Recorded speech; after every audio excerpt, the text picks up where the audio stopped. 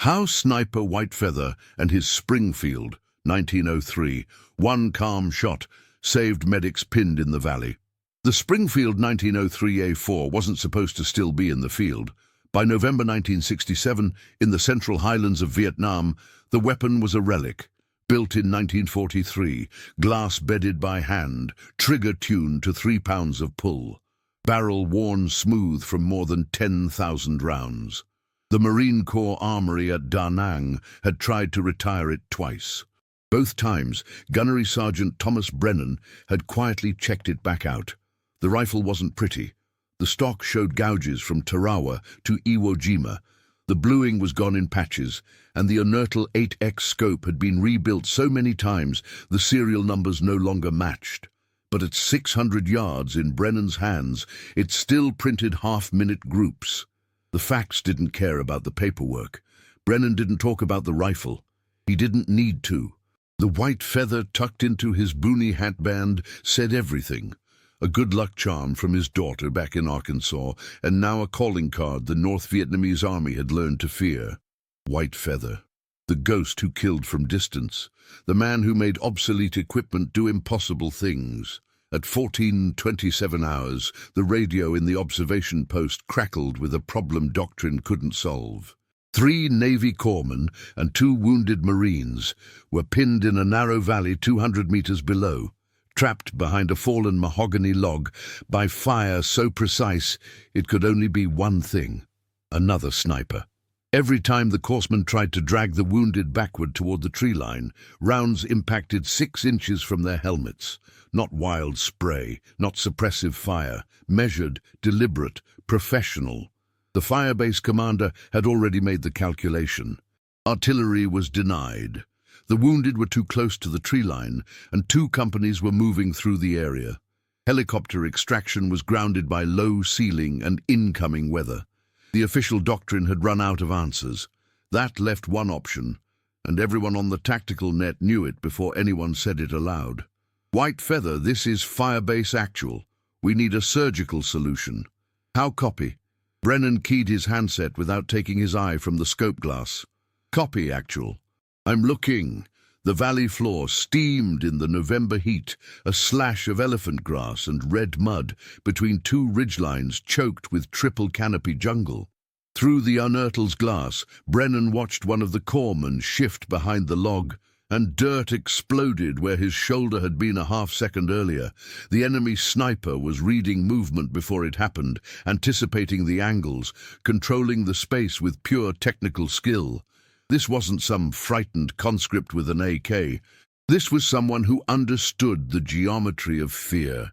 Behind Brennan, Lance Corporal Davies, his spotter and witness to 36 kills over the past 11 months, scanned the far ridge with binoculars.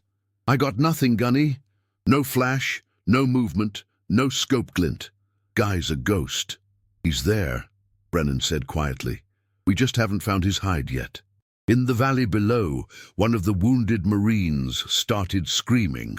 Not from pain, but from panic, the raw sound of someone who understood they were going to bleed out in the mud because nobody could reach them.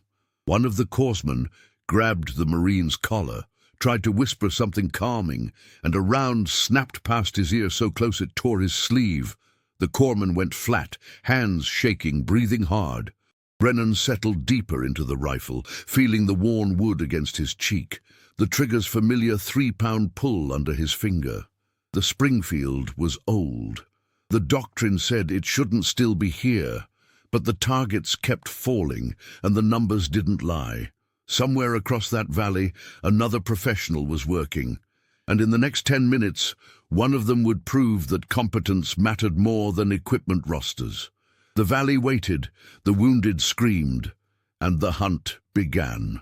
Brennan had learned to hunt in the Ozarks, protecting his father's cornfield from crows at 400 yards with a .22 and homemade handloads. The crows had taught him patience. The Marine Corps had taught him everything else. 23 years in, from Tarawa through 3 wars, he'd learned one truth that contradicted every manual and every briefing from officers who'd never glassed a target. Doctrine told you what should work. The field told you what did. The Springfield 1903A4 shouldn't work. On paper, it was outclassed by every modern rifle in the inventory. The M14 had semi-automatic fire. The new M16 had a 20-round magazine. Even the enemy's Mosin Nagant was being replaced by Dragunov rifles with better glass and faster follow-up shots.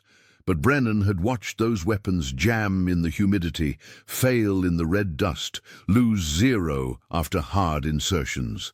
The Springfield was simple. Bolt action. 5 rounds. No gas system to foul, no magazine springs to fail. Just steel and wood and glass, and a trigger so smooth it broke like spun sugar. He'd made small modifications over the years, things the armory didn't approve but couldn't argue with when the kill reports came back. Glass-bedded the action himself with marine epoxy, hand-lapped the bolt lugs for smoother operation, polished the trigger sear until it released at exactly 3 pounds. No creep, no over-travel. The barrel was worn, yes, but worn evenly, and the rifling still grabbed the 168-grain match rounds with enough authority to keep them stable at 600 meters. The Corps called it an obsolete weapon system. Brennan called it a tool that worked. Through the unertal glass, he tracked the enemy's firing pattern. 6 seconds between shots, that timing told him everything. The shooter wasn't close. Close-range snipers fired faster, adjusting quickly between targets. 6-second intervals meant long-distance, careful wind calls, time for follow-through and reacquisition. Probably 500 meters, maybe more. At that range, in this humidity, there were only 2 positions that offered the necessary sight line into the valley: the bamboo thicket on the eastern ridge, or a limestone shelf hidden 30 meters behind it. Brennan keyed his radio. "White Feather to Overwatch. I need absolute silence on this net for 90 seconds. No movement, no traffic. I'm hunting." At the Firebase command post, Captain Reeves, a West Pointer who'd arrived in country 3 months ago with fresh doctrine and theories about combined arms, stared at the radio handset. His training said this was wrong. One sniper against an entrenched enemy position wasn't a surgical solution. It was a gamble. The book answer was suppressive fire from a rifle platoon, followed by mortars once the wounded were clear. But the book answer required time they didn't have, and movement that would expose more men. He looked at the tactical map, then at his watch, then back at the radio. "Copy, White Feather. Net is yours. Clock starts now." Brennan swept the bamboo thicket with the scope set to maximum magnification, reading shadows and light patterns the way his father had taught him to read weather. Most hunters looked for shape. Brennan looked for wrongness, the absence of what should be there, or the presence of what shouldn't. It took him 40 seconds to find it. A vertical line, too straight, too dark, cutting through the natural chaos of green. Not bamboo, metal, the barrel of a rifle. He shifted glass 6 inches left and found the scope glint. Just a flicker, a momentary reflection as the enemy adjusted his sight picture. Behind the glint, magnified and bloodshot, a single human eye tracking the valley floor below. Davies saw it the same instant. "Gunny, I got him. Limestone shelf, 540 meters. Call it 15 degrees upslope." Brennan was already doing the math. 540 meters, uphill angle, crosswind from the east at maybe 4 knots. Temperature 92 degrees, humidity near saturation. The Springfield's trajectory tables were burned into his memory. 2 clicks right for wind, 1 click up for distance and angle. He'd made this shot 100 times in practice. Now it mattered. The enemy sniper fired again, another round kicking dirt near the corpsman, and Brennan used the sound to mask his movement as he settled into final position. Breathing, slowing, world narrowing to the reticle and the shadow gap behind the enemy's scope. 3 pounds of pressure. That was all it would take. 3 pounds, and either the corpsman would live or Brennan would have to watch them die knowing he'd missed. The Springfield's wood was warm against his cheek, the trigger weighted under his finger, and somewhere across 540 meters of humid jungle air, another professional was preparing his next shot, unaware that he'd already been found. At 14:34 hours, the wounded Marine's screaming stopped. Not because the pain had eased, but because he'd gone into shock. Through the scope, Brennan watched one of the corpsmen check the kid's pulse, then look up toward the ridge where the observation post sat. A look that said they were running out of time. Blood loss, shock, and the Highland cold that came with evening. The clock wasn't theoretical anymore. In the Firebase command bunker, Captain Reeves stood over the tactical radio with his executive officer, Lieutenant Morrison, a Mustang who'd come up through the enlisted ranks and seen 3 tours. "Sir," Morrison said quietly, "this is what snipers are for. Let him work." One rifle against an entrenched position. Reeves shook his head. Doctrine says we suppress and maneuver. We can't suppress without exposing more men, and we can't maneuver in time to save those corpsmen." Reeves looked at the map, then at his watch. The book answer would protect his career if it failed. The unconventional answer would end it. But the faces in the valley weren't theoretical, and the screaming that had just stopped wasn't a doctrine problem. It was 5 men who would die if someone didn't make the hard choice. "How many confirmed kills does Brennan have?" 63, sir. 63 times he's made this exact call, and 63 times the target dropped." Reeves picked up the handset. "White Feather, you have the shot. Weapons free. 200 meters upslope." Brennan didn't acknowledge. He was already committed, body and breathing synchronized with the rifle, reading the wind through the heat shimmer and the microscopic sway of bamboo tops on the far ridge. The crosswind was shifting, 3 knots now, gusting to 5. He adjusted, one more click right, and settled. The enemy sniper shifted behind his rifle, just a fraction. Adjusting position, preparing for the next shot. It was the opening Brennan had waited for, the half-second when a man stopped being a statue and became a target. The reticle settled on the shadow gap 6 inches left of the enemy's scope glint, precisely where the head would be. Brennan's finger took up the slack on the Springfield's trigger. 3 pounds. That was the difference between life and death, between doctrine and reality, between the rifle the Corps wanted to retire and the tool that actually solved problems they couldn't. Davies, watching through binoculars, whispered, "Wind's shifting, Gunny." "I know." The crosshairs steadied, the breathing slowed, and in the fraction of a second before the trigger broke, Brennan made the same choice he'd made 63 times before. Trust the rifle that shouldn't work. Trust the math that contradicted comfort. Trust the competence that doctrine couldn't measure. The Springfield fired. 540 meters away, traveling at 2,600 feet per second through shifting wind and saturated air, a single 168-grain match round carried the sum total of 23 years of field knowledge, 10,000 practice rounds, and the quiet certainty of a man who'd learned to trust what worked over what should work. The report cracked flat across the valley. The enemy sniper's head snapped back. The rifle fell from his hands, tumbling down the limestone shelf into the bamboo below. No dramatic collapse, no Hollywood theatrics, just the instant cessation of threat. One moment a professional, the next, gone. Silence flooded the valley like water filling a bowl. The corpsman waited, tense, expecting the next round. 10 seconds, 15. At 20 seconds, one of them risked a glance over the log. Nothing. He stood, half-crouched, waved toward the tree line. Still nothing. By 14:39 hours, 12 minutes after the crisis began, all 5 men were in the tree line and moving up slope toward the evacuation point. The wounded Marine still alive, because one man with an obsolete rifle had made one calm shot when doctrine had run out of answers. Do you think you'd trust the official methods, or trust what your own hands and eyes tell you works? Comment which side you'd choose, and share this episode with someone who loves real human stories from history. The Marine fire team reached the enemy position 20 minutes later, moving carefully through the bamboo thicket with weapons raised. What they found wasn't what Captain Reeves had expected.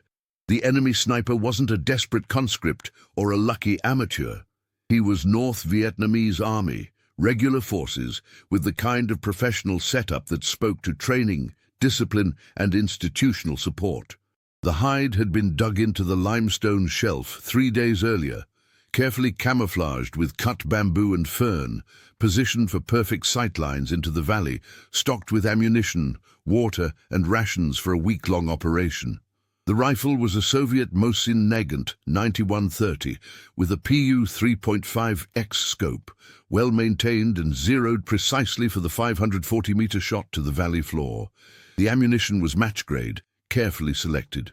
And in the sniper's pack, wrapped in oilcloth, was a journal, meticulous notes in Vietnamese, sketched maps of the valley, firing solutions for different positions, records of American patrol patterns observed over 4 days. At the bottom of one page, written in careful script, 11 marks, 11 confirmed kills, 11 Americans who'd moved through this valley and never made it out. Sergeant Chen, the fire team leader, radioed the details back to the fire base. This wasn't some farmer with a rifle. This was a trained operator. Professional hide, professional equipment, professional discipline. He'd been here 4 days, waiting. In the command bunker, Captain Reeves stood silent for a long moment, looking at the tactical map where 11 previous casualty reports suddenly made terrible sense. 11 men lost over 3 weeks, all in the same valley, all to what had been logged as sporadic sniper fire. Not sporadic, systematic. One man, one position, methodically interdicting a critical patrol route. Lieutenant Morrison spoke what everyone was thinking. "Sir, we could have lost a platoon trying to suppress that position. Artillery might have missed him completely in that terrain. White Feather solved in 12 minutes what we didn't even know was a 4-day problem." Reeves said nothing. The doctrine he'd learned at West Point hadn't covered this. The moment when one obsolete rifle and one patient man proved more effective than combined arms theory. The kill was clean, the mathematics perfect, the outcome exactly what was needed. But it contradicted every briefing, every field manual, every lecture about modern warfare and the supremacy of firepower and maneuver. At the observation post, Brennan worked the Springfield's bolt, ejecting the spent casing and chambering a fresh round out of habit, though the threat was gone. The brass pinged against stone and rolled to a stop near Davies's boot. The spotter picked it up, still warm, and turned it over in his fingers. "Gunny, that was 540 meters uphill. Shifting wind. I've seen guys miss at half that range with better equipment." Brennan didn't respond. He was already breaking down the rifle, cleaning the bore with practiced efficiency, checking the headspace and the scope mounting. The Springfield had done its job. It would do it again tomorrow or next week or whenever doctrine ran out of answers and someone needed a solution that actually worked. Davies watched him work, then asked the question he'd been holding for months.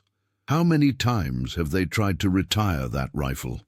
3 times at division, twice at the armory. And I keep checking it out. Brennan slid the cleaning rod through the bore, inspecting the patch. The paperwork says it's obsolete. The targets say otherwise. That night, when the corpsman returned to base with the wounded Marines stable and alive, they found Brennan in the armory, hand-lapping the bolt lugs with jeweler's rouge, the same ritual he performed after every mission.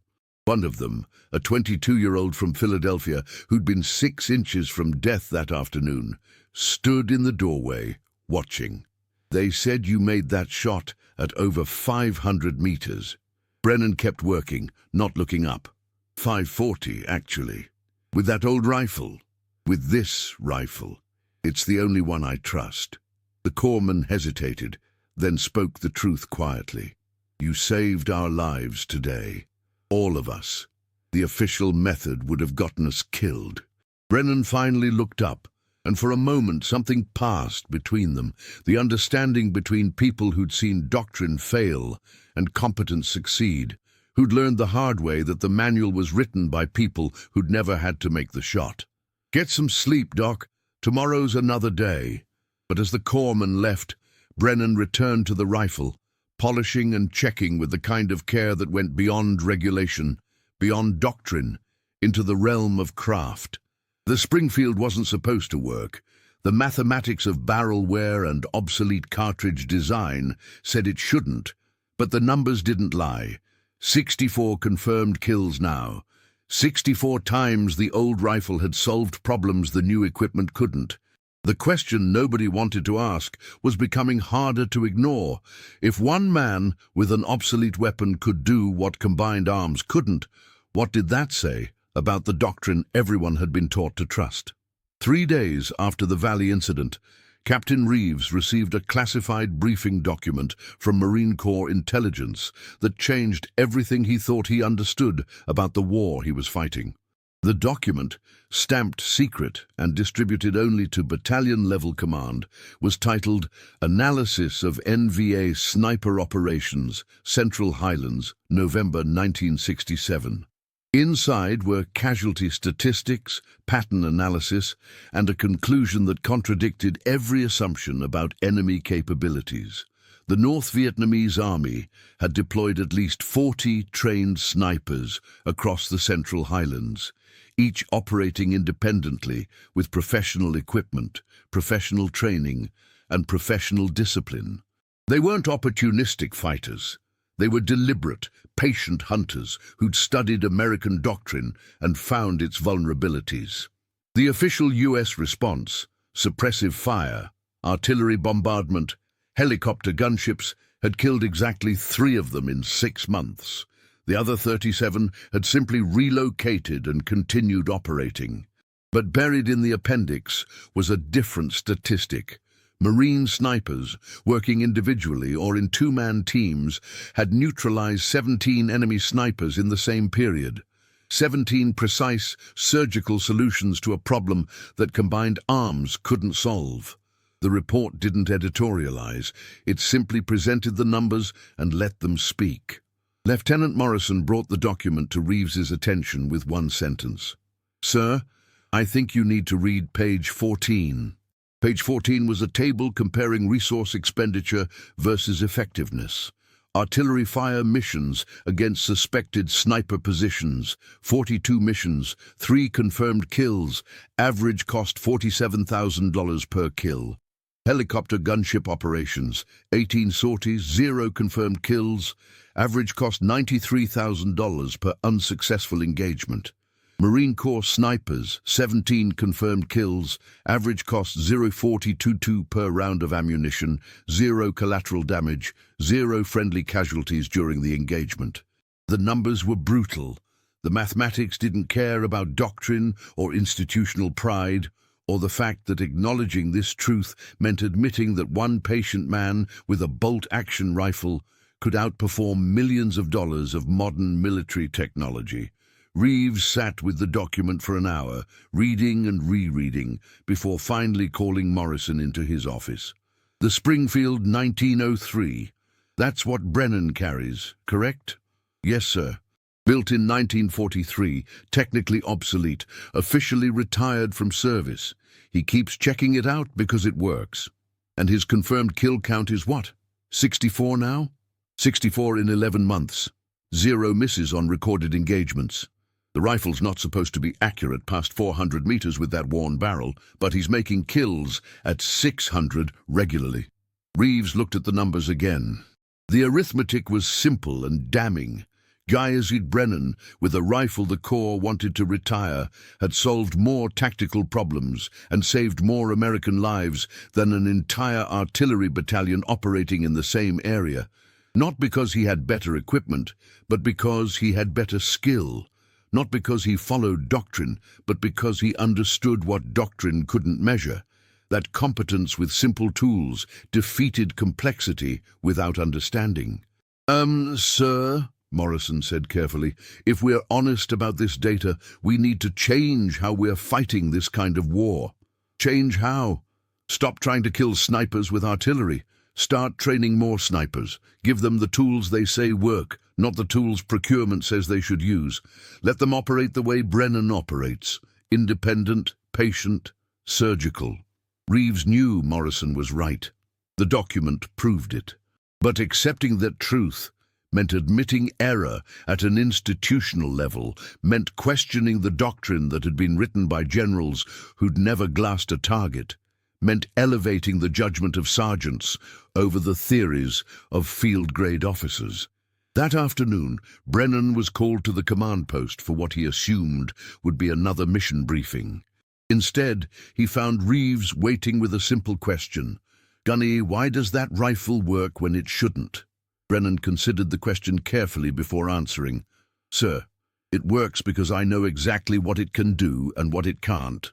I know the trigger breaks at 3 pounds. I know the zero shifts 2 clicks right in humidity over 90%.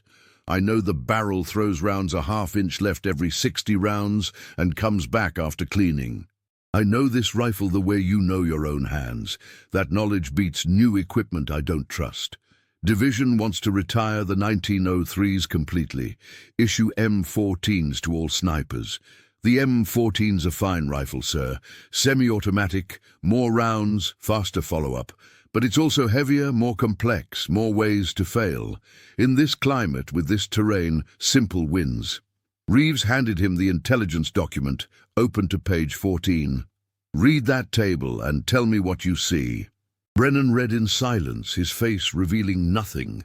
When he finished, he set the document down and looked at Reeves with the kind of level honesty that comes from 23 years of service. "Sir, I see numbers that say most of what we're doing is expensive noise and the quiet solutions work better. I also see numbers that nobody wants to brief to a general because they contradict everything we've been teaching. What would you do if it were your decision?" "I'd train more snipers.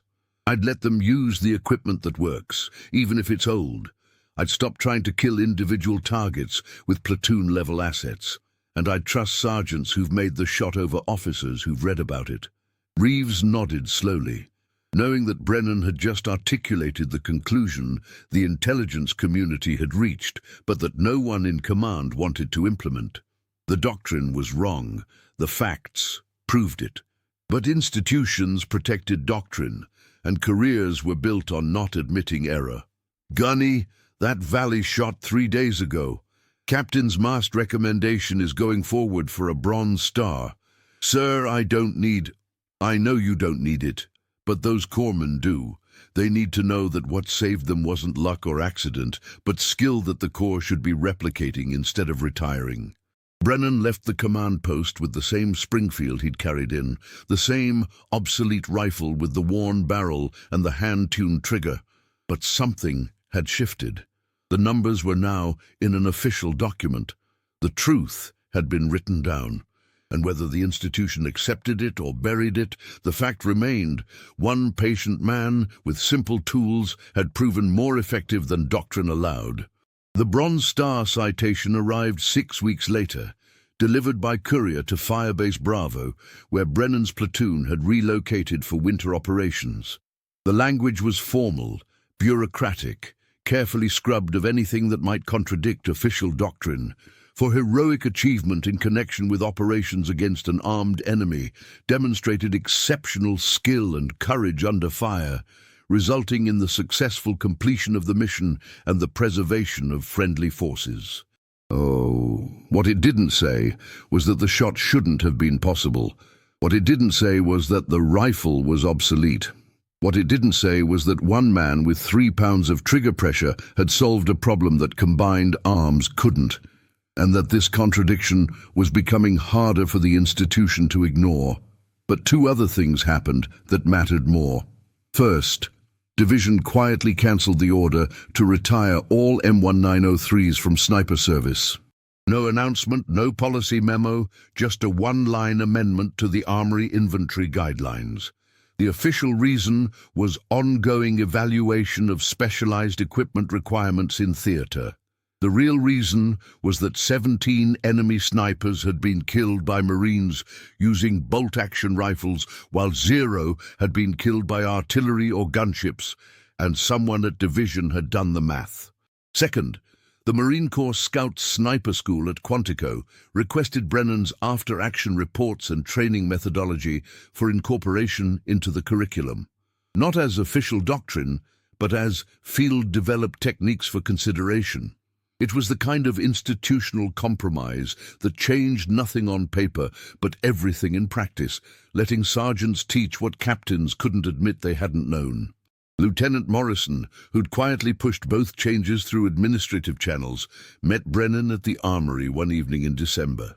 "Gunny, you're not going to get a parade or a doctrine rewrite, but you changed how we fight." "I made a shot, sir. Same as I've done 69 times now." "You made a shot that proved the experts wrong. That's different." Brennan was silent for a moment, hands moving automatically through the rifle cleaning ritual that had become second nature over 2 decades. "Sir, with respect, I didn't prove anyone wrong." "The facts did. I just refused to ignore them." Morrison nodded, understanding what Brennan was really saying, that the hardest thing in war wasn't making the difficult shot. It was trusting the evidence when evidence contradicted comfortable beliefs. That institutional doctrine existed to protect institutions, not solve problems, and that sometimes the most important choice a professional could make was refusing to pretend that what should work mattered more than what did. In the years that followed, the Springfield 1903 would be officially retired from service, replaced by purpose-built sniper systems with better optics and modern ammunition. But the rifles would keep appearing in the field, checked out by sergeants who trusted old tools over new theories, maintained with the kind of care that went beyond regulation into craft. The Corps would never formally acknowledge what the intelligence document had proven, that simple competence with proven equipment defeated complex doctrine with unproven systems. But the Scout Sniper School would quietly teach Brennan's methods, and a generation of Marine snipers would learn to trust their hands and eyes over what the manual said was supposed to work. 33 years later, a retired Gaius G.T. Thomas Brennan, living in the Ozarks and teaching his grandchildren to shoot, would receive a call from the National Museum of the Marine Corps at Quantico. They wanted to display his rifle. He'd resisted for years, until a historian explained why it mattered. "Sergeant Brennan, there are rifles in that museum that won battles, but yours is different. Your rifle proved that competence matters more than complexity, that simple tools and skilled hands defeat expensive systems without understanding. That's not just a piece of history. That's a lesson the institution still struggles to learn." The Springfield 1903A4, serial number 3756839, now sits in a climate-controlled case at Quantico, the glass-bedded stock and hand-lapped bolt visible behind museum glass. The white feather is still tucked in the hatband displayed beside it. The placard reads M1903A4 Springfield, carried by Guy G.T. Thomas Brennan, USMC, 1942-1968. 69 confirmed kills, 0 recorded misses. But what the placard can't capture is what the rifle represented, the quiet insistence that facts matter more than doctrine, that one calm shot matters more than volume of fire, and that the hardest choice a professional ever makes isn't pulling the trigger. It's trusting that what works is more important than what should work, even when admitting that truth costs comfort and contradicts every regulation that says otherwise. The valley is still there, in the Central Highlands, overgrown now with vegetation that's buried the old firebase and the patrol routes and the limestone shelf where an enemy sniper once worked. But in the institutional memory of the Marine Corps, in the Scout Sniper School curriculum, in the quiet conversations between sergeants who've made the shot and officers who've given the order, the lesson remains. Sometimes the old ways work better than the new theories, and the courage to trust that evidence is rarer and more valuable than all the doctrine ever written. If this story reminded you that sometimes the best solutions come from those willing to break the rules, subscribe to the channel, tell us which country you watch from, and invite someone to revisit history with us in the next story.